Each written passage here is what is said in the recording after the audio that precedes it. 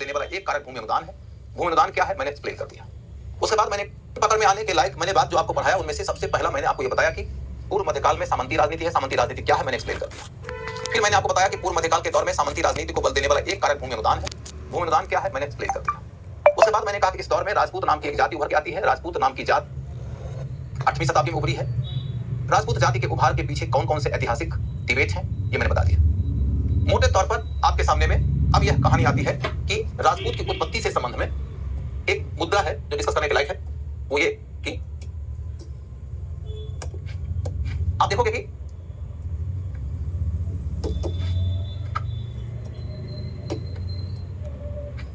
राजपूत राजवंश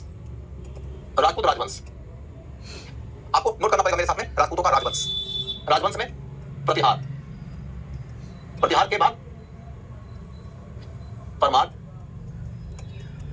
परमार, चालुक्य,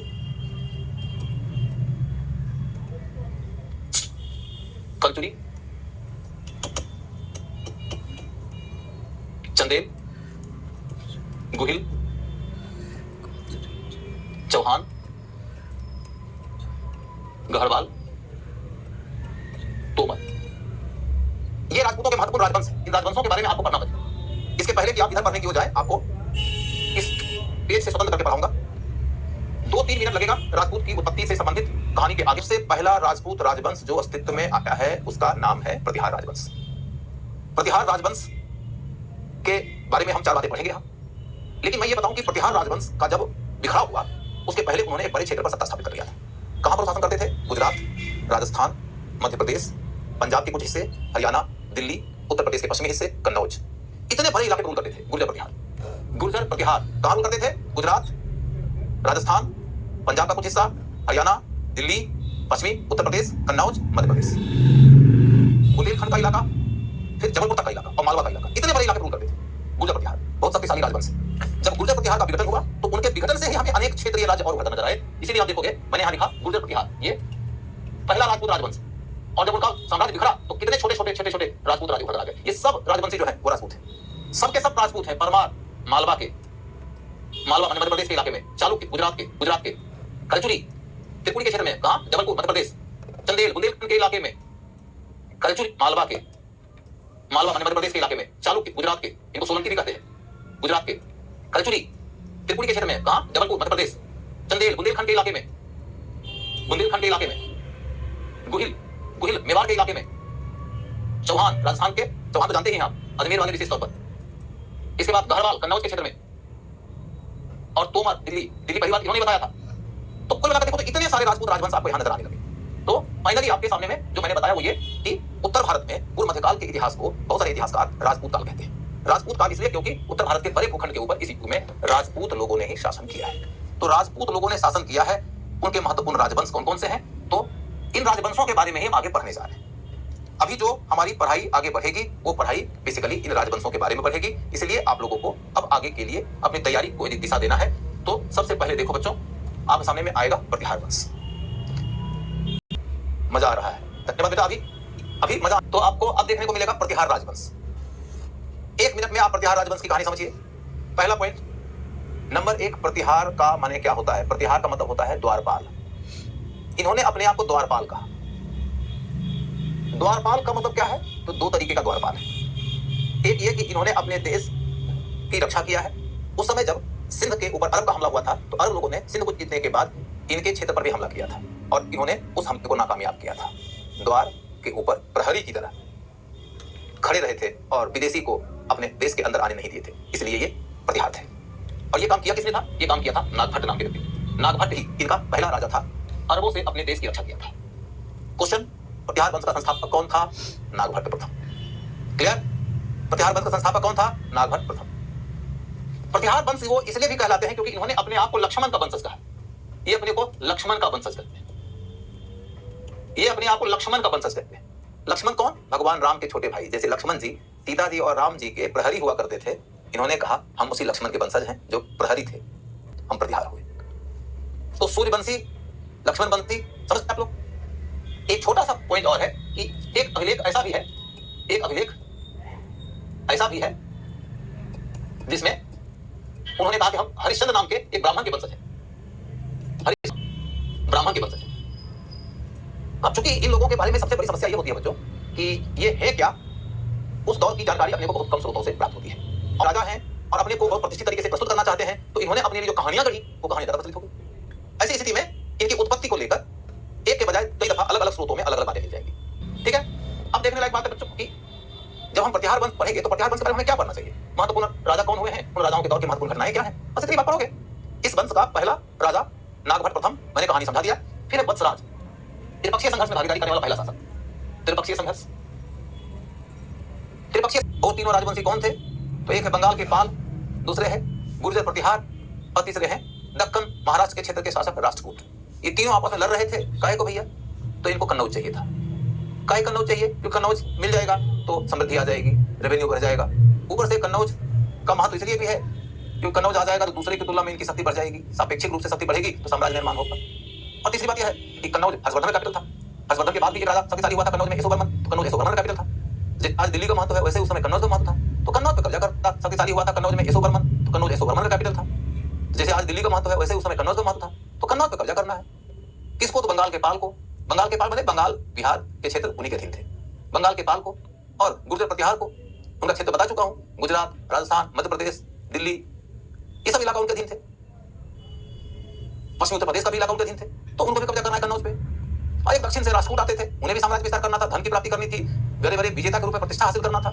तो कन्नौज पे कब्जा करने के लिए तीन पक्षों के बीच में लगभग 2 शताब्दी तक अनेक चक्रों के अनेक राउंड्स के युद्ध हुए हैं। इसी को त्रिपक्षीय संघर्ष कहते हैं। राजा जिसने इसमें भागीदारी किया तो पहला राजा वत्सराज था, उसके बाद नागभट्ट भी उसमें भागीदारी किया। प्रतिहारों का सबसे प्रतापी राजा मिहिर भोज। मिहिर भोज को लेकर अभी क्वेश्चन पूछने की खूब संभावना रहती है। क्यों भैया, इसलिए क्योंकि पिछले दिनों मिहिर भोज को लेकर एक डिस्प्यूट हुआ था। कुछ लोग कहते हैं कि ये गुर्जर जाति के हैं। आज की तिथि में एक जाति है ना गुर्जर जाति, गुर्जर, और ये अपने आप को गुर्जर प्रतिहार कहते थे। तो गुर्जर लोगों का ये कहना है कि वो गुर्जर थे और राजपूत लोगों का कहना है कि वो राजपूत थे। तो आखिर वो राजपूत है कि गुर्जर है, नाम वंश का हो तो कहते हैं गुर्जर प्रतिहार। तो ये गुर्जर शब्द को लेकर ही डिस्प्यूट हुआ। कुछ लोगों का कहना है कि गुर्जर प्रदेश था, गुजरात नाम के प्रदेश से इनका ओरिजिन है, इसीलिए ये गुर्जर प्रतिहार कहते थे। आपको वास्तव में ये प्रतिहार वंश के हैं और राजपूत जाति के हैं। तो गुर्जर का मतलब होता है गुजरात प्रदेश, गुजरात प्रदेश। ये कैसे कहे आप कि गुजरात प्रदेश के थे इसलिए इनके साथ में गुर्जर शब्द जुड़ा हुआ है? क्वेश्चन ये आएगा, और यही पर क्वेश्चन इस बार आने की संभावना सबसे ज्यादा है कि बेसिकली उस युग में सुलेमान नाम का एक यात्री आया था, अरब यात्री। सुलेमान नाम का एक अरब यात्री आया था, उसने भारत के बारे में जो देखा वो लिखा। उसी ने अपनी किताब में कहा कि गुर्जर एक प्रदेश है, उस प्रदेश से ये रहने वाले हैं। अब मुझे नहीं मालूम है कि गुर्जर एक जाति है कि गुर्जर प्रदेश है, ये डिसाइड करने वाला मैं नहीं हूं, क्योंकि मैं यदि डिसाइड करूंगा कि प्रदेश है, कोई कहेगा कि नहीं जाति है, मैं कहूंगा कि जाति है, कोई कहेगा प्रदेश है। तो यूपीएससी वाले क्वेश्चन कैसे पूछेंगे? यूपीएससी वाले क्वेश्चन पूछेंगे कि सुलेमान ने क्या कहा, क्योंकि सुलेमान कॉन्टेम्पररी ट्रेवलर है टू इंडिया, तो कॉन्टेम्पररी समकालिक यात्री है जो अरबी है, भारत आया है और भारत के बारे में लिखा है। उसने इस मिहिर भोज के बारे में भी बहुत कुछ लिखा है। मिहिर भोज का जो सिक्का था उसके ऊपर बराह का अंकन था, यानी भगवान विष्णु के बराह अवतार की पूजा करता था और बराह ही उसका राजकीय चिन्ह भी है। और वो अपने आप को आदि बराह कहता था, उसकी उपाधि थी आदि बराह, वो अपने को आदि बराह कहता था। और सुलेमान अरबी है, आदि बराह शब्द का सही उच्चारण नहीं कर पाता है, तो सुलेमान ने मिहिर भोज के बारे में जब लिखा तो उसको अलबोरा कहता है। अलबोरा, अलबोरा। ये क्वेश्चन पूछा जा सकता है कि सुलेमान ने किसे अलबोरा कहा है, या सुलेमान ने मिहिर भोज को अलबोरा कहा है, कारण क्या था? तो कारण है वह आदि बराह का भक्त था या आदि बराह की उपाधि लिया था। इस तरीके से क्वेश्चन पूछने की संभावना बनेगी। इसके बाद फिर देखोगे कि इसी के वंश का अगला एक प्रसिद्ध राजा हुआ है महेंद्र पाल नाम से। महेंद्र पाल नाम के राजा के बारे में यह ध्यान रखना है कि इसके काल में राजशेखर नाम के एक बहुत बड़े नाटककार हुए। राजशेखर बहुत बड़े नाटककार हैं। अब राजशेखर जो कि बहुत बड़े नाटककार हैं, इनके बारे में हम लोग आगे पढ़ेंगे।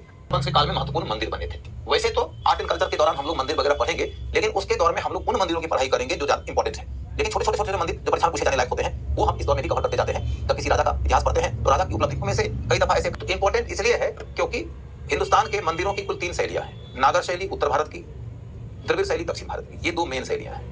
और महाराष्ट्र के इलाके में दोनों शैलियों का मिश्रण, उसको कहते हैं बेसर शैली।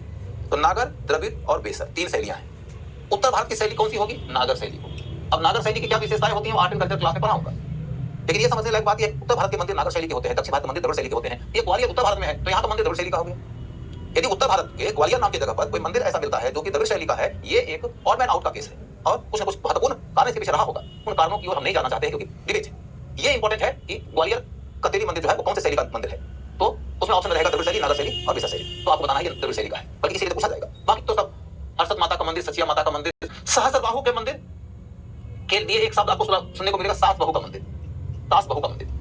ज्यादा प्रचलित नाम इसका यही है, सास बहू का मंदिर, लेकिन बेसिकली वो सहस्त्रबाहु का मंदिर है। सहस्त्रबाहु का मंदिर है। आम लोग इसको धीरे धीरे धीरे अपभ्रंश में उच्चारण करते करते करते सास बहू कहते हैं, तो लोग समझते हैं एक सास का होगा एक बहू का होगा, तो सास बहू का मंदिर नहीं है, वो सहस्त्रबाहु का मंदिर है। एक और मंदिर आपको मिलेगा, ये ओसिया, ओसिया का सूर्य मंदिर, ओसिया का सूर्य मंदिर।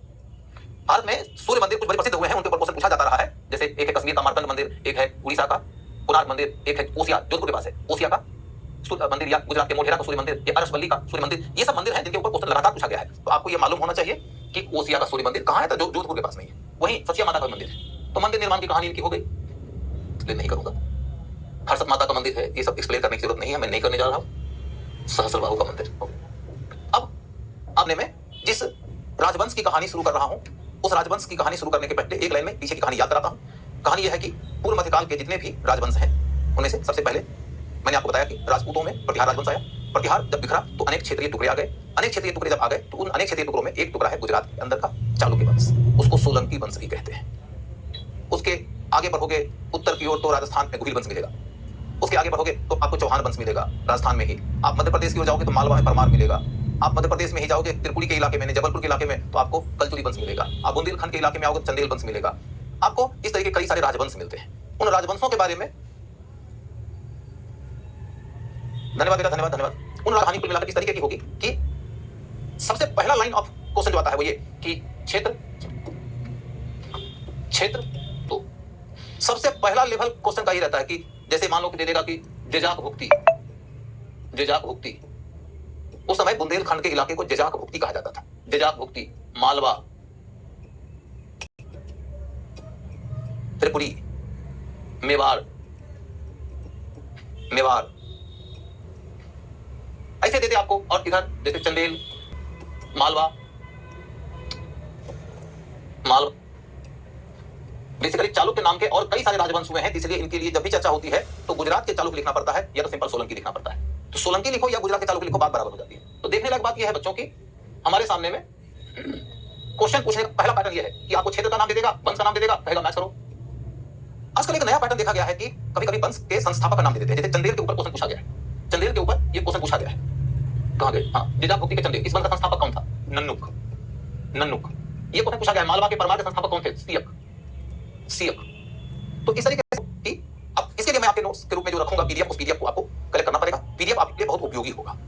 आप खुद समझ सकते हो, एक प्रैक्टिकल बात है कि मैं यदि एक एक राजवंश की एक एक कहानी सुनाऊंगा, एक एक फैक्ट पढ़ाऊंगा तो मेरे लिए। तो अब यहां पर मैं आपके सामने में लेकर चलूं किधर? चालुक्य। इसको ध्यान रखिएगा, चालुक्य को कई सारे स्रोतों में चौलुक लिखा गया है, तो आप इसको चौलुक्य से करेक्ट करके चालुक्य मत करिएगा, चौलुक्य ही चलेगा।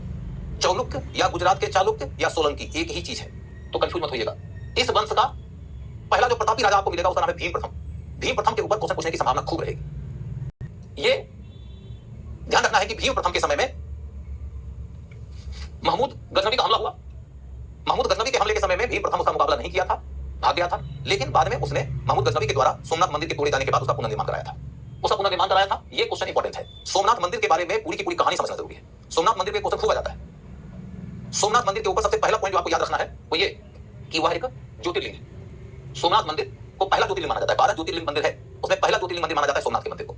उसके बाद फिर दूसरा, सोमनाथ मंदिर के निर्माण की शुरुआत हुई थी गुजरात के राजवंशी हैं वल्लभी के मैत्रक। वल्लभी जगह है गुजरात में, मैत्रक राजवंश था। वल्लभी के मैत्रक ने उसका निर्माण पहली बार कराया था। मैत्रक के बाद उसकी कहानी आगे बढ़ती है तो गुजरात के चालुक्य के काल में, भीम प्रथम के काल में उस पर हमला करता है महमूद गजनवी, और गजनवी ने उसे तोड़ा। गजनवी ने उसे तोड़ा। महमूद गजनवी ने उसको तोड़ दिया। महमूद गजनवी के तोड़ने के बाद उसको पहली बार पुनर्निर्मित किसने कराया, यानी रिकंस्ट्रक्ट किसने कराया? तो रिकंस्ट्रक्ट करवाया उसको भीम प्रथम ने। भीम प्रथम, भीम प्रथम के द्वारा रिकंस्ट्रक्ट कराए जाने के बाद फिर उसको और बेहतर बना दिया अगले एक शासक कुमारपाल ने। कुमारपाल इस वंश का एक प्रसिद्ध शासक है। प्रथम दृष्टया एक जैन था। जैन वंश का, जैन धर्म का प्रबल संरक्षक माना जाता है उसको, लेकिन वह दूसरे धर्मों का भी आदर करता था। उदाहरण समझ सकते हैं कि शैव धर्म के सबसे लोकप्रिय मंदिर का पुनर्निर्माण करा रहा था वो। तो भीम प्रथम ने जितना निर्माण कराया था उसको इसने इनलार्ज कर दिया, कुमारपाल। खैर, इसके बाद की कहानी चलकर देखोगे तो आपको ये पता चलेगा कि आगे चलकर गुजरात के ऊपर नियंत्रण कर लिया था अलाउद्दीन खिलजी ने। अलाउद्दीन खिलजी ने भी इस मंदिर को डैमेज किया था, ऐसा नहीं कि डिमोलिश कर दिया था, डैमेज किया। अलाउद्दीन खिलजी के बाद के काल में जाकर देखोगे तो गुजरात पर आगे चलकर सत्ता स्थापित होती है स्थानीय गुजरात के मुस्लिम राजवंश की। उस वंश के एक राजा महमूद बेगड़ा ने उसको डैमेज किया था। तो डैमेज करने वालों में गजनवी, अलाउद्दीन खिलजी, बेगड़ा, और बेगड़ा के बाद औरंगजेब का नाम आता है। औरंगजेब ये वो राजा है जिन्होंने कि इसको डैमेज किया है। अब जिस तरीके की प्रवृत्ति आज के डेट में यूपीएससी में प्रश्न पूछने की रही है, तो सोमनाथ मंदिर को डैमेज करने वाले राजाओं के नाम की सूची आपके सामने में रखी जा सकती है। तो इसलिए मैंने गजनवी बता दिया, अलाउद्दीन खिलजी बता दिया, उसके बाद में बिगड़ा बता दिया और औरंगजेब बता दिया। इन लोगों ने इसको डैमेज किया। फाइनली इसको रिकंस्ट्रक्ट कराया गया आजादी के बाद। आजादी के बाद इसको रिकंस्ट्रक्ट कराने के क्रम में एक प्रश्न खड़ा होता है कि किसने शुरुआत किया, तो सरदार वल्लभ भाई पटेल ने सोमनाथ मंदिर के पुनर्निर्माण की पहल किया था। और इस विषय पर सरदार वल्लभ भाई पटेल, जो उस समय के उप प्रधानमंत्री और गृह मंत्री भी थे, उनका मतभेद था भारत के प्रधानमंत्री जवाहरलाल नेहरू के साथ। नेहरू जी का कहना था कि स्वतंत्र भारत की सरकार सेकुलर सरकार है और सेकुलर सरकार संविधान के मुताबिक जो काम करने के लिए अस्तित्व में आई है उसमें मंदिर निर्माण शामिल नहीं है। हम किसी एक धर्म के मंदिर का निर्माण कराने वाली सरकार के रूप में काम नहीं करेंगे। पटेल और नेहरू में जब मतभेद हुआ तो दोनों गांधी के पास पहुंचे। गांधी ने पटेल जी को कहा कि मंदिर का निर्माण तुम लोगों से चंदा लेके करा लो, सरकार के खजाने से इसके ऊपर पैसा खर्च नहीं होना चाहिए। सरदार पटेल ने लोगों से चंदा लेकर मंदिर का निर्माण करवाना शुरू किया। इसके पहले कि मंदिर का निर्माण संपन्न होता और उसका उद्घाटन होता, पटेल साहब की मृत्यु हो गई। तब भारत के राष्ट्रपति राजेंद्र प्रसाद को मंदिर के उद्घाटन के लिए इनवाइट किया गया मंदिर कमेटी की ओर से। तो राजेंद्र प्रसाद उस समय के राष्ट्रपति थे, वो मंदिर का उद्घाटन करने के लिए जा रहे थे। वहां भी जवाहरलाल नेहरू से उनका मतभेद हुआ था। नेहरू ने उनको कहा कि राष्ट्रपति का काम मंदिर उद्घाटन का नहीं है, राष्ट्रपति के रूप में आप मंदिर उद्घाटन वगैरह की ओर मत जाइए, इससे अच्छा संदेश नहीं जाएगा। खैर, लेकिन राजेंद्र बाबू गए और उन्होंने मंदिर का उद्घाटन किया था। यहाँ पर देखो लास्ट में जो लाइन है कि राजेंद्र प्रसाद गए थे मंदिर का उद्घाटन करने के लिए, इस पे यूपीएससी ने क्वेश्चन पूछ रखा है। उसमें ऑप्शन ये था कि मंदिर का उद्घाटन राधाकृष्णन किए थे, वो स्टेटमेंट गलत था। मंदिर का उद्घाटन राजेंद्र प्रसाद किए थे, वो स्टेटमेंट सही है। तो इस तरीके से देखोगे तो सोमनाथ मंदिर चूंकि एक बहुत हिस्टोरिकल वैल्यू का मंदिर है, इसको पहले हिस्टोरियंस में खूब डिबेट हुआ है, डिस्प्यूट भी हुआ है बड़े पर्सनालिटीज के अंदर, जैसे पटेल और नेहरू में या नेहरू और राजेंद्र प्रसाद में। तो इसलिए वहां से क्वेश्चन बन जाएगा, उसको छोड़ो। और अब चलकर देखते हैं कि गुजरात के चालुक्य या सोलंकी वंश की एक बड़ी महत्वपूर्ण कहानी यह है कि इसके राज्य के ऊपर मूलराज नाम का व्यक्ति जब गद्दी पर था, बालक था, अभी अबोध था, तो उस समय उसकी संरक्षिका की भूमिका उसकी मां थी रानी नाइकी। रानी नाइकी हिंदुस्तान के इतिहास की एक अनसंग हीरोइन है। अनसंग हीरोइन का मतलब है कि वो है तो नायिका, लेकिन उनके बारे में लोग ज्यादा जानते नहीं है। इसके ऊपर क्वेश्चन पूछने की भरपूर संभावना है। क्या कहानी हुई है बच्चों? तो कहानी ये हुई है कि रानी नाइकी ने कयादरा की लड़ाई में मोहम्मद गोरी को पराजित कर दिया था। जिस गोरी ने आगे चलकर भारत में तुर्की सत्ता को स्थापित किया था, उस गोरी ने पहली दफा भारत पर कब्जा करने के लिए सिंध, मुल्तान, राजस्थान और गुजरात का रास्ता चुना था। उस अभियान को विफल कर दिया गया था। जिसने विफल किया है, उस विफल कराने वाली रानी का नाम है नाइकी। आपको इन्हें वेरी वेरी इंपॉर्टेंट की कैटेगरी में डालना चाहिए, किसी भी साल क्वेश्चन आ सकता है। गुजरात में तो रानी नाइकी को फिल्में भी बनी है, लेकिन गुजरात के बाहर रानी नाइकी को कम लोग जानते हैं, कम लोग जानते हैं। इसी वजह से आगे चलकर देखिएगा कि मोहम्मद गोरी जो है वह फिर खैबर के दर्रे के रास्ते भारत प्रवेश करता है और खैबर के दर्रे के रास्ते भारत प्रवेश करके उसने फिर पंजाब जीता। पंजाब जीत के बाद फिर उसने तबर हिंद माने भटिंडा के इलाके में उसका मुकाबला होता है पृथ्वीराज चौहान से, और उसके बाद फिर तराइन की लड़ाई होती है और उसके बाद भारत में आगे बढ़ता है। कहानी आगे बढ़ेगी। फिर देखोगे कि अंततः 1296 ईस्वी में अलाउद्दीन खिलजी ने जीत लिया गुजरात को और गुजरात हो गया दिल्ली सल्तनत का हिस्सा। दिल्ली सल्तनत की कहानी आगे करेंगे। दिल्ली सल्तनत का परिचय दे चुका हूं। सुल्तान शासन करने वाले राजा का नाम है और उसके साम्राज्य को सल्तनत कहते हैं। दिल्ली सल्तनत अलाउद्दीन खिलजी ने स्थापित किया। उसने भी सोमनाथ के मंदिर को लूटा था, यह कहानी में बता चुका हूं। तो कुल मिलाकर देखो तो चालुक्य या चौलुक्य की कहानी यहीं तक रहेगी। इसके आगे एक दो फैक्ट काम के हैं, उसको आप नोट कर लेंगे। जब नोट करेंगे पीडीएफ मिलेगा ही, तो नोट करने की जरूरत नहीं है, बात को आगे बढ़ा सकते हैं। गुजरात का एक राजा है कर्ण, जिसके समय में अलाउद्दीन खिलजी ने उसके राज्य पर कब्जा किया। कर्ण की पत्नी कमला रानी है, उससे वो प्रेम करता था अलाउद्दीन खिलजी। प्रेम बहुत करता था वो, लेकिन वो प्रेम नहीं, उपासना थी। खैर, उससे ज्यादा इंपॉर्टेंट जो फैक्ट वो ये है कि कमला देवी की बेटी है देवल रानी। कमला देवी की बेटी है देवल रानी। देवल रानी जो थी उससे प्रेम करता है अलाउद्दीन खिलजी का बेटा खिज्र खान। अलाउद्दीन का बेटा खिज्र खान उससे प्रेम करता है और खिज्र खान और देवल रानी के बीच की प्रेम कहानी के ऊपर एक किताब लिखी गई है। अमीर खुसरो जो अलाउद्दीन खिलजी के काल का दरबारी कवि था, अमीर खुसरो जो अलाउद्दीन खिलजी के काल का दरबारी कवि था, उसी ने आशिका लिखा है। आशिका इस वेरी इंपॉर्टेंट क्वेश्चन पूछा जा सकता है कि आशिका का लेखक कौन? अमीर खुसरो। भाषा क्या? फारसी। विषय क्या? खिज्र खान और देवल रानी के बीच की प्रेम कथा। देवल रानी कौन है? तो गुजरात के राजा कर्ण की बेटी। वो प्रेम कथा शुरू कैसे हो रही है? क्योंकि गुजरात के ऊपर कब्जा कर लिया अलाउद्दीन खिलजी। फिर देखोगे एक किताब है मेरुतुंग के ग्रंथ प्रबंध चिंतामणि से हमें बेसिकली गुजरात के इतिहास की जानकारी मिलती है। इंपॉर्टेंट क्वेश्चन ये आ सकता है, जैसे एक क्वेश्चन आएगा राजतरंगिणी, बखर, मेरुतुंग। बखर से हम जानते हैं और बखर से मराठों की जानकारी मिलती है और राजतरंगिणी से तो कश्मीर की जानकारी मिलती है, बहुत फेमस है। तो कुल मिलाकर इस तरीके का क्वेश्चन पूछा जा सकता है, इसीलिए यहां पर मैंने मेरुतुंग रखा है। देखो क्या है, ऐतिहासिक प्रबंध काव्य है, इससे गुजरात के इतिहास की जानकारी मिलती है। वेरी वेरी इंपॉर्टेंट में से है और क्वेश्चन पूछने का ये तरीका होगा तो एक क्वेश्चन में 4 किताबों का नाम रहेगा और 4 क्षेत्र का नाम रहेगा, मैच करने के लिए देगा, वहां पर आपको ध्यान रखना पड़ेगा। फिर अब परमार वंश के बारे में क्या कहानी है बच्चों कि ये 10वीं शताब्दी से लेकर 14वीं शताब्दी के बीच का वंश है, लेकिन उतने डिटेल में नहीं जाना है। परमार वंश का संस्थापक सियक, नाम आप जानते हैं, काम हो जाता है। इस वंश का एक महत्वपूर्ण शासक हुआ है वाकपति मुंज। इसके दरबार में पद्मगुप्त और 10 रूपक, ये 2 पुस्तकें हैं। उनके लेखक धनंजय हुआ करते थे। धनंजय की किताब, हो सकता है आपसे ये भी ना पूछे कि किसके दरबार में थे धनंजय। आपको इनकी किताब का नाम दे देगा, लेकिन किताब का नाम बहुत इंपॉर्टेंट होता है, इसलिए ये याद रखिएगा। ये इंपॉर्टेंट फैक्ट है कि वाकपति ने मुंज सागर का निर्माण किया था। वाकपति मुंज उसका नाम है, उसने एक सागर का निर्माण कराया है। कहां? तो धार में। ये सब इंपॉर्टेंट फैक्ट्स हैं, सब में ये फैक्ट ऐसे ही आते रहते हैं। मैं एक दो में एक्सप्लेन कर देता हूं, फिर आपको छोड़ दूंगा। सबसे ज्यादा इंपॉर्टेंट फैक्ट अभी तक के परमार की कहानी वाले में ये सबसे इंपॉर्टेंट फैक्ट ये है। मैं इसकी कहानी समझाता हूं आपको। पद्मगुप्त नाम के एक साहित्यकार ने नवसहस्रांक चरित नाम की किताब लिखा। पद्मगुप्त नवसहस्रांक चरित, सबसे पहला सिंपल ये हो गया कि चार किताब का नाम दे देगा, लेखक का नाम दे देगा, मैच करो। पद्मगुप्त ने नवसहस्रांक चरित लिखा। पद्मगुप्त के नवसहस्रांक चरित के बाद अगला जो फैक्ट है, जो बहुत इंपॉर्टेंट है, वो ये कि राजपूतों की उत्पत्ति को लेकर एक बड़ी इंपॉर्टेंट बात है। राजपूतों की उत्पत्ति को लेकर जो इंपॉर्टेंट बात है वो ये कि एक किताब है चंद्रबरदाई नाम के लेखक की, जिसका नाम है पृथ्वीराज रासो। चंद्रबरदाई ने पृथ्वीराज रासो नाम की किताब में यह बताया है कि राजपूतों की उत्पत्ति वशिष्ठ ऋषि के द्वारा माउंट आबू पर्वत पर आयोजित होने वाले एक यज्ञ के माध्यम से हुई है। उस यज्ञ के माध्यम से उन्होंने जिनको पैदा किया था वो थे प्रतिहार, परमार और चालुक्य। प्रतिहार, परमार और चालुक्य, इन तीनों के माध्यम से जो काम करवाना चाहते थे ऋषि, वो काम नहीं हो पाए। ये तीनों अपने जन्म के लिए ऋषि के मन में जो लक्ष्य था, जो उद्देश्य था, उसकी पूर्ति करने में कामयाब नहीं हुए। तब ऋषि ने चार बाहों वाले चहमान को पैदा किया। चहमान का मतलब चार बाह वाला, चहमान को पैदा किया, वही चौहान। तो ये सब के सब बेसिकली अग्निकुल से उत्पन्न माने जाते हैं। एक इंपॉर्टेंट फैक्ट है ये, अग्निकुल से उत्पन्न राजपूत।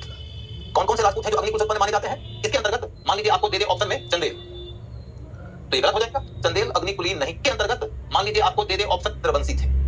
चंदेल को अग्निकुल से उत्पन्न चार राजपूत राजाओं में नहीं काउंट करिएगा। चार राजपूत राजा जो अग्निकुलीन माने जाते हैं या अग्निवंश से उत्पन्न माने जाते हैं, जैसे महाभारत में आप देखेंगे द्रौपदी अग्निकुल से मानी जाती है, यहाँ भी अग्निकुल से उत्पन्न माने जाते हैं चार। तो इन चार के अंतर्गत चंदेल नहीं आएंगे। यही क्वेश्चन आएगा, ऑप्शन में चंदेल का ही नाम रहेगा, उसको काटना है। लेकिन गौर करने लायक बात यह है बच्चों कि इसके ऊपर तो क्वेश्चन पूछा जा चुका है ऑलरेडी। इस पे क्वेश्चन पूछा जा चुका है, तो जो क्वेश्चन पूछा गया है उसी को याद करके रहोगे तो हो गया। पीवाईक्यू से ही तुम्हारी तैयारी कंप्लीट हो जाएगी। तुम पीवाईक्यू में टॉप कर जाओगे, यूपीएससी से फेल कर जाओगे। यूपीएससी में पास करना है तो तुमको पीवाईक्यू से ये निकालना है संकेत कि अगला क्वेश्चन क्या आएगा।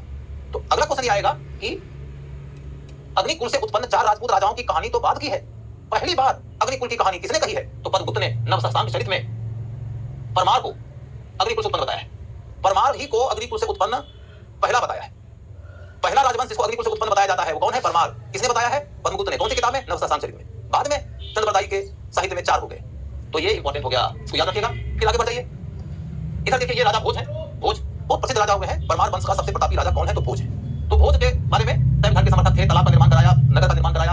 इनकी किताबें बहुत फेमस है। ये सरस्वती कंठाभरण या चंपू रामायण या सम्रांगण सूत्रधार, युक्ति कल्पतरु, मोस्ट इंपॉर्टेंट ये वेरी वेरी इंपॉर्टेंट ये सम्रांगण सूत्रधार, स्थापत्य की शैली के ऊपर एक पूरी किताब लिखी गई। इसके बाद फिर देखोगे कि आप लोगों ने एक कहावत सुना होगा कि कहां राजा भोज कहां गंगू तेली। तो कहां राजा भोज कहां गंगू तेली, तो इसका क्या मतलब है? कोई बता सकता है मुझे? कहां राजा भोज कहां गंगू तेली? यदि कोई बता सके तो मुझे बड़ी खुशी मिलेगी। कि भोज की लड़ाई होती थी, जिनके साथ उनमें से एक है गांगेयदेव कलचुरी वंश का राजा। कलचुरी वंश का सबसे प्रतापी राजा है गांगेयदेव। और इधर है कल्याणी महाराष्ट्र में है। कल्याणी के चालुक्य वंश का राजा, चालुक्य वंशी राजा तैलप। भाई ब्रेक आपको अभी नहीं मिलेगा, ब्रेक मिलने में अभी आपको कम से कम आधा घंटा का टाइम और लगेगा। आधे घंटे के बाद ब्रेक दूंगा। तो आप देखोगे कि कल्याणी के चालुक्य वंशी राजा तैलप है। तो गंगू तेली, गंगू माने गांगेयदेव और तेली माने तैलप। इसको आप कोई गंगू तेली मत समझिएगा कि कोई गंगू नाम का आदमी होगा जो तेल का काम करता होगा। कथा कहानियों में आपको इस तरह की बातें मिल जाएगी कि गंगू तेली था जिसके यहाँ राजा भोज नौकरी किए थे। ये सब कोई कहानी नहीं है। रियल स्टोरी है कि गंगू तेली माने गांगेयदेव और तैलप। तो है कि अरे राजा भोज की बात अलग है, गंगू माने गांगेयदेव काटी गएंगे और तेली माने तैलप काटी गएंगे। उनको गंगू तैलप तेली का दिया गया है तरीके से। अब ये कहानी हमारी हो गई। अब विक्रमांक देव चरित के लेखक बिल्हन और कलहन, बिल्हन की चरित के लेखक बिल्हन और कलहन, बिल्हन की किताब है। बिल्हन एक बहुत बड़े कवि हुए हैं, उन्होंने देवचरित, विक्रमांक देवचरित किताब जो है वो बेसिकली कल्याणी के चालुक्य वंश के सबसे प्रतापी राजा विक्रमादित्य के ऊपर लिखी गई है। विक्रमादित्य जो कल्याणी के चालुक्य वंश का राजा हैं, उन्हीं के ऊपर किताब लिखी गई है विक्रमांक देवचरित। बिल्हन ने उस किताब में जिन राजाओं की तारीफ किया है उनमें से एक है भोज। भोज परमार की तारीफ की गई है। और दूसरा कलहन जो कि एक किताब लिखे हैं राजतरंगिणी, उस राजतरंगिणी में भी उन्होंने तारीफ किया है राजा भोज की। अबुल फजल ने लिखा है कि इसके दरबार में 500 विद्वान रहा करते थे। अबुल फजल ने लिखा है दरबार में 500 विद्वान रहा करते थे। सिंपल क्वेश्चन दे देगा कि बिल्हन कलहन से लेकर अबुल फजल तक जिस राजा की तारीफ किया है, उसकी प्रशंसा किया है, वो कौन है? इस तरह का लाइन सीधे क्वेश्चन में आ जाता है, तो वह है राजा भोज। और राजा भोज के बारे में अगली कहानी जो इंपॉर्टेंट है वो ये कि आप जाकर देखिएगा कि दक्षिण भारत में दिल्ली सल्तनत के पतन के बाद में एक बहुत ताकतवर और समृद्धि और संस्कृति से संपन्न राजवंश का उभार हुआ। उसको बोलते हैं विजयनगर राज्य। विजयनगर के राज्य के अंतर्गत 3 राजवंश आया है, जिसमें सबसे प्रतापी राजा का नाम है कृष्णदेव राय। कृष्णदेव राय संस्कृति के मामले में बहुत उदार है, खूब विद्वान है और इसलिए अपने आप को एक टाइटल से संपन्न करते हैं। कहते हैं मैं अभिनव भोज, मैंने आज का भोज। मैं समझो कि भोज कितना बड़ा आदमी होगा कि कृष्णदेव राय उस आदमी के साथ अपना नाम जोड़ते हैं और कहते हैं मैं हूं आज का भोज। तो वो कौन है? भोज, भोज परमार। ठीक है, बाकी हो गया। दोस्तों परमार राज्य जो मालवा का जो परमार था उस राज्य को अंत में अलाउद्दीन खिलजी ने दिला दिया। तो आप देखो बच्चों की धीरे धीरे आपकी सारी कहानियां आगे बढ़ती चली जा रही है। मालवा के परमार की कहानी कंप्लीट हो गई। इसके पहले कि मैं चंदेल की ओर चलूं, मैं आपको 1 मिनट में पीछे की कहानी याद करा देता हूं। अभी तक के क्लास में आपने सबसे पहले सामंतवाद पढ़ा। ये सब सामंती राज्य के ही उदाहरण है। तो ये समझ लो कि मैं सामंतवाद पहले पढ़ा दिया और इन सबके उदाहरण बाद में पढ़ा रहा हूं। फिर आपने भूमिरोधान पढ़ा। भूमिरोधान राजपूतों की उत्पत्ति में भी एक कारक है और सामंतवाद के विकास में भी एक कारक है। फिर आपने राजपूत की उत्पत्ति की कहानी पढ़ी। ये राजपूत राजवंशियों में से एक है। आपने पहले प्रतिहार पढ़ा, प्रतिहार बाद गुजरात के चालुक्य पढ़ा, फिर परमार पढ़ा। बेसिकली प्रतिहार के विघटन से ही सारे राजपूत राजवंशी और अलग अलग क्षेत्रों में उभर आ गए, जिसमें आपने गुजरात के चालुक्य देख लिया, परमार आपने देख लिया, फिर बुंदेलखंड के क्षेत्र में उपजने वाले चंदेल को देख रहे हैं। हो सकता है कि बुंदेलखंड शब्द ना लिखा हुआ परीक्षा में मिले, परीक्षा में लिखा मिले जेजाक भुक्ति। जेजाक भुक्ति, तो जेजाक भुक्ति बहुत महत्वपूर्ण शब्द है। भुक्ति माने प्रांत। मैंने बताया था गुप्त काल में प्रांत को भुक्ति कहा जाता था। इस क्षेत्र को जेजाक का क्षेत्र कहा जाता था। जेजाक भुक्ति, वहां पर कौन सा राजवंश उपजा है? तो चंदेल। इसके बाद बाकी सब तो आपके सामने में क्लियर है। यहाँ पर आपको मैं ये इशारा दे दूं कि संस्थापक ये है, इसका नाम याद रखिएगा। और फिर एक नाम ये है जो जरूर याद रखिएगा, ये नाम जरूर याद रखिएगा, विद्याधर। विद्याधर इनके वंश का सबसे प्रतापी राजा हुआ है। जैसे कि प्रतिहारों में सबसे प्रतापी राजा मिहिर भोज हुआ, जैसे कि परमाणु में सबसे प्रतापी राजा भोज परमार हुआ, उसी तरीके से सबसे प्रतापी राजा चंदेल राजवंश विद्याधर है। विद्याधर की 2 बड़ी प्रसिद्धि है। एक बड़ी प्रसिद्धि यह है कि विद्याधर ने ही खजुराहो में कंदरिया महादेव मंदिर का निर्माण कराया है। कंदरिया महादेव मंदिर खजुराहो का बड़ी शानदार मंदिर, सबसे बेहतरीन मंदिर। ऐसे समझिए आपकी चंदेल वंशियों के काल में 950 ईस्वी से लेकर 1050 ईस्वी के बीच में खजुराहो में लगभग 80 मंदिर बने। उन 80 मंदिरों में सबसे शानदार मंदिर है कंदरिया महादेव का मंदिर। और फिर आपको यह समझना होगा कि कंदरिया महादेव मंदिर के अलावे जिस बात की प्रसिद्धि है वो ये कि इसके समय में हमला हुआ था महमूद गजनवी का, और महमूद गजनवी से लड़ते हुए उसने डाइफट की नीति अपनाया था। डाइफट, इसको अंग्रेजी में हिंदी में सर्वछार बोलते हैं, सर्वछार की नीति अपनाया था। सब कुछ जला दो और कुएं में विष डाल दो और पीछे हट जाओ। यदि तुम दुश्मन से लड़ नहीं पाते हो तो दुश्मन से नहीं लड़ पा रहे हैं तो पीछे हटते जाओ, लेकिन सब कुछ जलाते जाओ, कुएं में विष डालते जाओ, ताकि दुश्मन को जीतने का लाभ ना मिले। कुल मिलाकर ये कहानी। इस वंश का एक और प्रसिद्ध राजा है परमर्दी देव नाम से। परमर्दी देव, परमर्दी देव। इसी के काल में चंदेलों के राज्य पर हमला किया था पृथ्वीराज चौहान ने, और पृथ्वीराज चौहान से लड़ते हुए परमर्दी देव के 2 बड़े महत्वपूर्ण सिपासलार थे, अल्हा और उदर। अल्हा और उदर, इनकी बहादुरी की कहानियां बेसिकली सिर्फ चंदेलों के बुंदेलखंड के इलाके तक सीमित नहीं है। हिंदुस्तान के अनेक क्षेत्रों में इनकी बहादुरी की कहानियां हैं। बिहार वगैरह के क्षेत्र में भी नाटक खेला जाता है अल्हा उदर के ऊपर। जो आज के रील बनाने वाले जनरेशन के पहले का जो पुराना जनरेशन है, उस जनरेशन के बड़े बुजुर्ग लोग अभी भी अल्हा उदर के बारे में 4 कहानियां सुना देंगे आपको, 4 कविताएं सुना देंगे आपको। तो अल्हा उदर बहुत फेमस पर्सनालिटी है। क्वेश्चन पूछा जा सकता है कि किसके साथ जुड़े हुए थे अल्हा उदर। जैसे एक पूछा जा सकता है आपको जयमल पट्टा के बारे में, एक पूछा जा सकता है आपको गोरा बादल के बारे में। ये सब वो सब सेना नायक रहे हैं जिन्होंने अपने शासक के पक्ष में युद्ध करते हुए परम पराक्रम का परिचय दिया है और अंततः वो शहीद हो गए हैं। तो जयमल पट्टा किसके साथ थे, गोरा बादल किसके साथ थे, अल्हा उदर किसके साथ थे? ये 3 जोड़ियां बड़ी प्रसिद्ध है। ठीक है, यहां मैंने आपको अल्हा उदर बता दिया है। मैं आपको गोरा बादल बता देता हूं कि वो राणा रतन सिंह के साथ में थे। रानी पद्मिनी को बचाने के लिए अलाउद्दीन खिलजी से युद्ध किया था और शहीद हुए थे। अब आपको संकेत मिल चुका है। तो तीसरा जयमल पट्टा किसके साथ खड़े थे और किसके विरुद्ध लड़े थे, ये आपको खोजना है। ठीक है, मैंने टास्क दे दिया आपको। कोई मिला के देखो बच्चों, तो चंदेल का राजा तो अलाउद्दीन खिलजी के काल में मिला दिया गया। इस तरीके से चंदेल का मामला खत्म हो जाता है। यहाँ पे कलचुरी राजवंश आता है। कलचुरी राजवंश का सबसे प्रतापी राजा है गांगेय, वही जिसको गंगू करार दिया परमाणु ने, वही गांगेय देव जो सबसे प्रतापी राजा है। गांगेय देव के बारे में जो सबसे ज्यादा उल्लेखनीय बात है, एक लाइन जो गांगेय देव जरूर पढ़ना चाहिए हर आदमी को, वो है बड़ी संख्या में स्वर्ण सिक्का। बड़ी संख्या में स्वर्ण सिक्का जारी करना, गोल्ड कॉइन्स जारी करना। बड़ी संख्या, एकदम सही बताया, अकबर से लड़े थे। किसके लिए लड़े थे ये भी बता देना फिर। तो बड़ी संख्या में स्वर्ण सिक्का की कहानी को समझो तो इसके कॉन्सेप्ट से जुड़कर तुम्हारी समझ बनेगी। असल कहानी क्या है कि गुप्त राजा के काल में पश्चिम भारत में सबसे ज्यादा स्वर्ण सिक्के ढाले गए थे। और गुप्तों के बाद के काल में जाकर देखोगे तो भारत की कहानी क्या है कि गुप्त राजा के काल में प्राचीन भारत में सबसे ज्यादा स्वर्ण सिक्के ढाले गए थे। और गुप्तों के बाद के काल में जाकर देखोगे तो भारत से स्वर्ण सिक्के लगभग गायब होते नजर आते हैं। यहाँ तक कि हर्षवर्धन के इतना शक्तिशाली राजा के द्वारा भी स्वर्ण सिक्के लगभग न के बराबर ढाले गए। अभी तक में सिर्फ एक स्वर्ण सिक्का मिला है हर्षवर्धन के काल का। तो स्वर्ण सिक्का गायब सा हो गया है। लेकिन हम इसी बीच में देख रहे हैं कि गांगेय देव ने बड़ी संख्या में स्वर्ण सिक्का ढाला है। इसको लेकर हिस्टोरियन ने खूब लिखा। रामचंद्र वर्मा तो एक पूरा टॉपिक लिख दिया इसके ऊपर, इसलिए ये इंपॉर्टेंट है, क्वेश्चन आ सकता है। बाकी सब आपके सामने है, आप इसको देख लेना। इसमें यदि टिकूंगा तो एक पर बहुत ज्यादा समय लगाना पड़ जाएगा। शाकंभरी के चौहान, इन चौहानों के बारे में देखने की लायक बात यह मिलती है कि इंसान नॉर्मली स्टोरी की ओर आता है और सबसे ज्यादा पढ़ता है पृथ्वीराज चौहान के बारे में। पृथ्वीराज चौहान इस वंश का एक पॉपुलर शासक है, पृथ्वीराज चौहान तृतीय।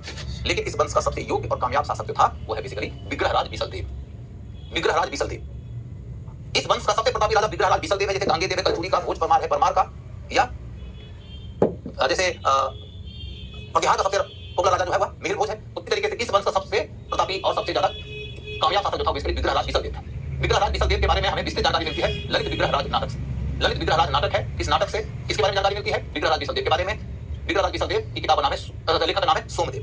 सोमदेव की रचना है ललित विग्रहराज। इसके माध्यम से हमें जानकारी मिलती है विग्रहराज बिसलदेव की। और विग्रहराज बिसलदेव ने भी एक नाटक की किताब लिखा है, हरकेली। हरकेली नाम का एक नाटक लिखा है।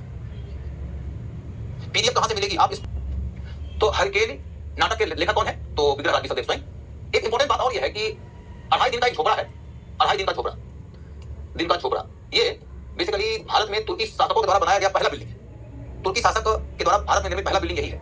कुतुबुद्दीन ऐबक ने बनवाया है। ऐसा लगता है कि कोई हिंदू ढांचा पहले से बना हुआ था, उसी को इतने रीमॉडल कर दिया है। और रीमॉडल कराया है, इसका प्रमाण इस बात से मिलता है कि इसके खंभों पे हमें ललित विग्रहराज और हरकेली दोनों ही नाटकों की पंक्तियां लिखी हुई मिलती हैं। ललित विग्रहराज नंबर 1, हरकेली नंबर 2, दोनों ही नाटकों की कुछ पंक्तियां हमें उस बिल्डिंग के अंदर मौजूद स्तंभों पे लिखे हुए मिलते हैं। इसी से ऐसा लगता है कि ये बेसिकली हिंदू भवन रहा था, जिसको रीमॉडल करवा लिया कुतुबुद्दीन ऐबक ने, जिसका नाम रखा 2.5 दिन का झोपड़ा। फिर आपको यहाँ पर दिखाई देगा कि इसके राज्य के अंतर्गत अजमेर का क्षेत्र, तो तुम जानते ही हो कि अजमेर इसका कैपिटल था। पूर्वी पंजाब तक इसका विस्तार हो गया था और दिल्ली पर इसका नियंत्रण हो गया था। इसीलिए आपको मालूम हो कि पृथ्वीराज चौहान और मोहम्मद गोरी के बीच में पहला कॉन्फ्लिक्ट कहां हुआ? पृथ्वीराज चौहान और मोहम्मद गोरी के बीच में पहला कॉन्फ्लिक्ट शुरू हुआ तबर हिंद के इलाके में। तबर हिंद माने आज का भटिंडा के इलाके में, क्योंकि भटिंडा के आसपास के क्षेत्र तक नियंत्रण हो चुका था अजमेर के चौहान का। और यह नियंत्रण स्थापित किसने किया था? विग्रहराज बिसलदेव। और दिल्ली तक भी नियंत्रण था। इसीलिए आप देखोगे कि जब पृथ्वीराज चौहान को हटाया तराइन की लड़ाई में गोरी ने, तो न सिर्फ पूर्वी पंजाब का इलाका उसके अधीन आ गया, बल्कि उसके अधीन दिल्ली भी आ गया। कुल मिलाकर देखो तो अजमेर दिल्ली से लेकर पूर्वी पंजाब तक मोहम्मद गोरी को प्राप्त हुआ पृथ्वीराज चौहान को हराने के बाद। तबर हिंद माने भटिंडा। क्लियर है? अब फिर देखोगे कि इसी वंश का पृथ्वीराज चौहान के बारे में पृथ्वीराज चौहान तृतीय है। अब पृथ्वीराज की इसी वंश का पृथ्वीराज चौहान के बारे में पृथ्वीराज चौहान तृतीय है। अब पृथ्वीराज चौहान की कहानी तो आप जानते ही हैं, तराइन की लड़ाई में हारा। हाँ, पृथ्वीराज चौहान की लड़ाई के अलावे जो जानने लायक बात है ये कि एक तो आपने पढ़ा है पृथ्वीराज रासो। सच्चाई की बात यह है कि पृथ्वीराज रासो के जो लेखक थे चंद बरदाई, वो पृथ्वीराज रासो के समकालिक नहीं थे, बाद के काल की किताब है। पृथ्वीराज रासो से ज्यादा ऐतिहासिक रूप से महत्वपूर्ण सोर्स जो पृथ्वीराज चौहान के बारे में हमें जानकारी देता है वह है पृथ्वीराज विजय नाम की पुस्तक के लेखक है जैनक। तो ये जो पृथ्वीराज रासो है ना बच्चों, ये है किस्सा कहानी के लायक। पृथ्वीराज रासो जो किताब है किस्सा कहानी लायक बात है, इस पे फिल्में बन सकती है। ये अक्षय कुमार को शूट करने वाला सोर्स है, और ये यूपीएससी की तैयारी करने वाले को शूट करने वाला सोर्स है।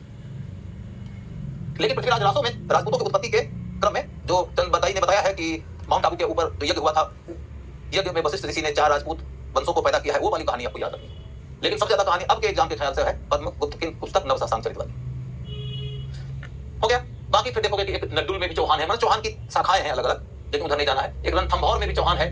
इसमें जयचंद सूरी ने हमीर महाकाव्य, ये जरूर याद रखिएगा जब भी पुस्तक का नाम आए, इंपॉर्टेंट समझ लीजिएगा। जयचंद सूरी ने हमीर महाकाव्य में चौहानों का इतिहास लिखा है, और इसमें हमीर देव नाम के चौहान शासक की चर्चा किया है, जो कि अलाउद्दीन खिलजी से लड़ते हुए मारा गया। अलाउद्दीन खिलजी दिल्ली सल्तनत के सुल्तानों में सबसे ज्यादा विस्तार करने वाला सुल्तान माना जाता है। उसने विस्तार करने के क्रम में गुजरात और राजस्थान के अधिकांश राज्यों को जीत लिया। जिन अधिकांश राज्यों को जीता है उनमें से वो सब राज्य बचे रह गए थे जो शुरुआती दौर के दिल्ली के सुल्तान नहीं जीत पाए थे। अजमेर के चौहान की सत्ता तो खत्म हो गई थी, लेकिन रणथंभौर के चौहान बने रह गए थे अपने अस्तित्व में। उनको जीतकर अपने अधीन करने वाला जो सुल्तान है वो है अलाउद्दीन खिलजी। और उस समय रणथंभौर के जो चौहान वंशी राजा शासन चला रहे थे, उनका नाम है हमीर महाकाव्य नाम से किताब आई है, लेखक है जयचंद सूरी। उस जयचंद सूरी की किताब में हमीर के बारे में विस्तृत जानकारी मिलती है। हो गया। अब इसके बाद फिर देखोगे गुहिल राजवंश मिलेगा। गुहिल राजवंश क्या है? गुहिल से ही गुहिलोत है। आज के डेट में देखिएगा कि राजस्थान में एक जाति है गहलोत में आज के डेट में जो गहलोत हैं उनमें से कुछ लोग ऐसे भी हैं जो माली जाति के हैं। लेकिन देखो कि ऐतिहासिक बैकग्राउंड की समझ बनाने की जरूरत होती है। यहाँ देखो तो गुहिली तो वही लोग हैं जो राजवंशी थे। इस वंश का सबसे पहला प्रतापी राजा जो है बप्पा रावल है। सबसे प्रसिद्ध राजा वही है बप्पा रावल। लेकिन बप्पा रावल का नाम हमको उस समय कालभोज मिलता है। कालभोज बप्पा रावल। कालभोज बप्पा रावल की खासियत क्या है कि इसने अरबों को पराजित किया था, अरबों को हराया। जैसे प्रतिहार में नागभट्ट ने हराया, वैसे ही गुहिल राजा ने हराया। और यही इसी वंश का अंतिम राजा जो है राणा रतन सिंह है। राणा रतन सिंह मैंने रानी पद्मिनी का पति। रानी पद्मिनी की कहानी आपको पद्मावत से मिलती है।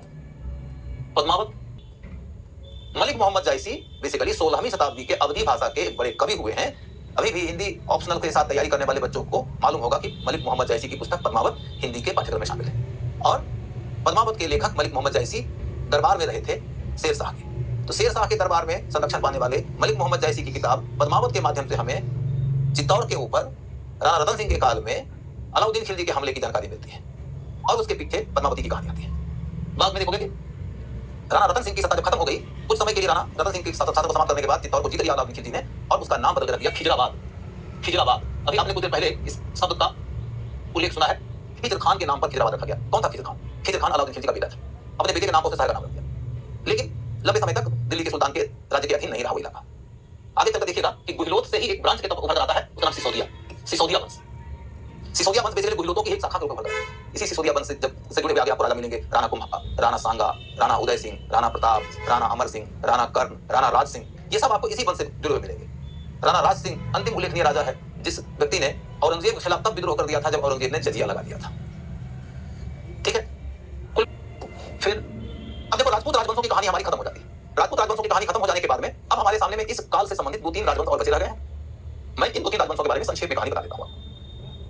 एक देखो कि इस दौर की सबसे बड़ी राजनीतिक कहानी यह है कि इसी काल में पहली बार हमें कश्मीर के क्षेत्र में एक शक्तिशाली राजवंश का उभार होता नजर आता है। कश्मीर के क्षेत्र में जो शक्तिशाली राजवंश है उसके बारे में ये समझो कि एक लाइन में कश्मीर की कहानी को दिमाग में बिठा लो, इसको पीडीएफ इसको अलग कर दो, इसको भूल जाओ, दिमाग में कहानी तब बनाता हूं। कश्मीर में आपने प्राचीन काल में पढ़ा है कुषाण राजवंश, फिर आपने पढ़ा है कि गुप्त राजवंश के दौर में कश्मीर के राजा ने गुप्तों की अधीनता स्वीकार किया था। फिर जब आप 6ठी-7वीं शताब्दी में जाएंगे तो आपको कश्मीर के इलाके में मिहिर कुल का शासन या कहीं तो हुन का शासन नजर आएगा। कश्मीर में हुनों का शासन हुआ। लेकिन जब आप इस दौर में आइएगा तो कश्मीर में स्वतंत्र शक्तिशाली राजवंशों का उभार नजर आएगा। स्वतंत्र शक्तिशाली राजवंशों के उभार की कहानी में देखोगे तो कश्मीर में आपको 3 राजवंश मिलेगा। एक है कारकुट वंश, एक मिलेगा आपको उत्पल वंश, एक मिलेगा आपको लोहार वंश। कारकोट वंश, उत्पल वंश, लोहार वंश, और हर वंश से संबंधित एक राजा का नाम कम से कम आपको जानना पड़ेगा। जैसे कारकोट वंश की कहानी पढ़ते हो तो आपको ललितादित्य मुक्तापीर का नाम जानना पड़ेगा। ललितादित्य मुक्तापीर का नाम जानना पड़ेगा। सबसे प्रसिद्ध राजा बेसिकली पूरे के पूरे कश्मीर के इतिहास का यही है, ललितादित्य मुक्तापीर।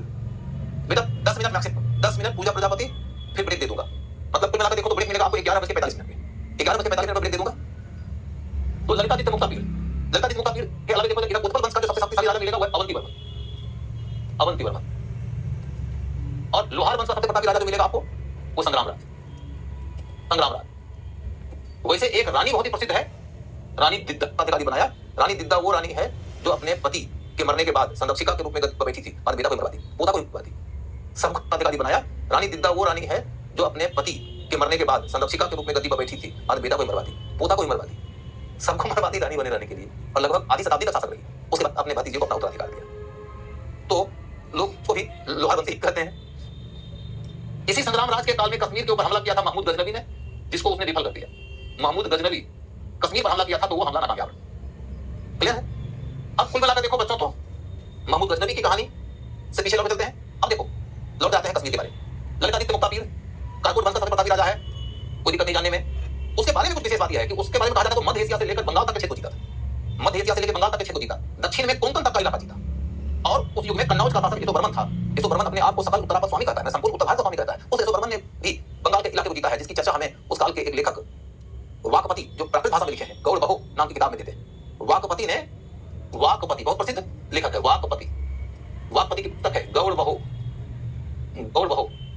वाकपति की पुस्तक गौड़ बहो के माध्यम से हमें कन्नौज में जीत नजर आती है। किसकी जीत नजर आती है? यशोवर्मन। वाकपति के पुस्तक गौड़ बहो से हमें गौड़ के प्रदेश में, गौड़ ने बंगाल के प्रदेश में जीत किसकी नजर आती है? तो कन्नौज के राजा यशोवर्मन की। लेकिन उसी समय राजतरंगिणी में कलहन ने कहा है कि कन्नौज तक के क्षेत्र को जीतने वाला राजा था ललितादित्य मुक्तापीर। तो आपको यह पूछा जा सकता है कि बंगाल के ऊपर किसकी जीत की चर्चा गौड़ बहो से मिलती है? तो यशोवर्मन की। किसकी जीत की चर्चा राजतरंगिणी से मिलती है? तो ललितादित्य मुक्तापीर की। ये सब फैक्ट बहुत इंपॉर्टेंट है जो आपको याद रखना पड़ेगा। खैर ये हो गया। इसके बाद फिर मार्कंड मंदिर बनवाया था, वो मैंने बता दिया आप लोग को। बाकी धार्मिक रूप से उदार था, सब कुछ दिक्कत की बात नहीं है। कैपिटल परिहासपुर था, ये भी नहीं पूछा जाएगा। सबसे ज्यादा इंपॉर्टेंट फैक्ट ये है मार्कंड मंदिर का निर्माण कराना। दूसरा इंपॉर्टेंट फैक्ट ये है कि उसने कितने बड़े क्षेत्र में साम्राज्य का विस्तार किया है, बस उसके बाद भूल जाइए।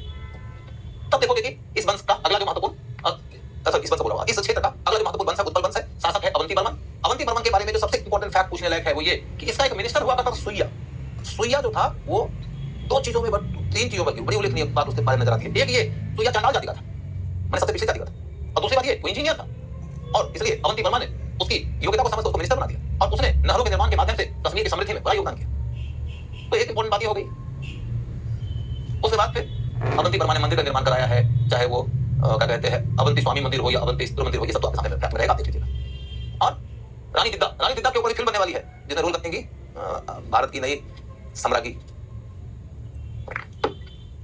रानी दिद्दा के ऊपर जो अभी फिल्म बनने वाली है उसमें कंगना रनावत रोल करने वाली है। मैंने बता दिया है कि रानी दीदा ने अपने पुत्र और पौत्र की हत्या करवा दिया था, दमार विद्रोह का दमन किया था। दमार विद्रोह वहां का स्थानीय जमींदारों का विद्रोह था। दमार विद्रोह का दमन किया था। लोहार वंश के अपने भतीजे संग्राम राज को अधिकारी बनाया था।